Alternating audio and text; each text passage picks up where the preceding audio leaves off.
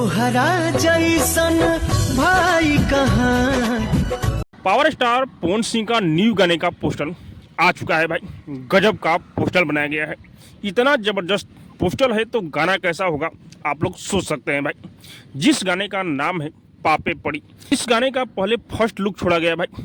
First look भी बहुत ही जबरदस्त पवन सिंह का बनाया गया था, लेकिन फाइनली पोस्टर आ चुका है भाई।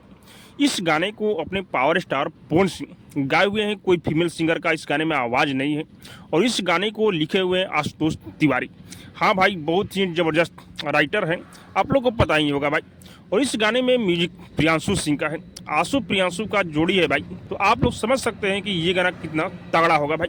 और हाँ, मैं आप लोग को बता दूं कि ये जो गाना आएगा भाई म्यूजिक महल्ला पर आप लोग को सुनने को मिलेगा, लेकिन डेट और टाइम फिक्स नहीं किया गया है। लेकिन मैं आप लोग को बता दूं कि हो सकता है कि आज इस गाने का टीजर आ जाए और कल ये गाना सुनने को मिलेगा। हाँ भाई, सावन के पावन महीना में ही इस गाने को रिलीज किया जाएगा, तो आप लोग तैयार हो जाइए इस गाने को सुनने के लिए। और पवन भैया के साथ में इस गाने में नजर आने वाली है क्वीन शालिनी।